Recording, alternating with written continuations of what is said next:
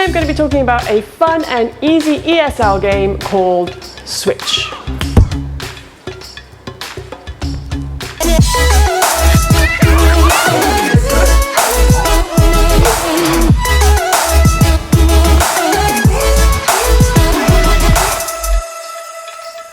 Hi, I'm Gemma Perry and welcome to Mooncake. For the past 8 years, I've been working and living in China as a teacher, manager and recruiter. So if you're teaching ESL abroad, make sure you subscribe below for weekly ESL teaching tips. Today I want to talk about Switch, a fun and easy ESL game that'll help your students practice vocabulary and sentence structures. I personally like to use this game as a warm-up to get started before we start our main lesson. In today's example, I'll be using self-introduction questions such as what's your name and how old are you as an example. But don't forget, you can adjust this to suit any sentence structure or vocabulary that you might want to teach. Now to play this game, all we're going to need is 3 or 4 chairs. And depending on the vocabulary that you're teaching, you may also want to prepare some visual prompts such as flashcards. Now to get started, we're going to position the class in a semicircle with you, the teacher, in the middle. We're going to take 3 chairs and we're going to place them in the middle and ask 4 students to come up to play.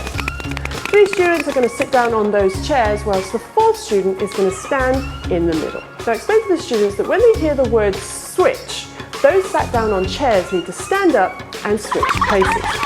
However, as they're doing that 4th student that stood in the middle needs to try and steal a chair by sitting on it by themselves. The student then left in the middle is asked the question, what's your name? Now it's really important that you ask the class as a whole group to ask the questions with you rather than you just asking the question by yourself. This helps to keep students engaged whilst they're waiting to play, whilst at the same time giving them an opportunity to practice asking questions. Once that student in the middle has answered the question, they then sit down whilst another student will stand up to play and we go again. To help keep students engaged, to keep it fun, and also to help practice students' phonological awareness, you can use rhyming words or words that have the same beginning sound as the word switch.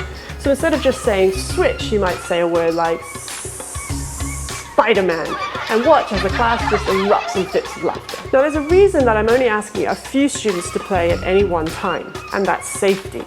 If I have 25 kids all standing up and trying to switch places at the same time, it's really easy for them to bump into each other and get hurt.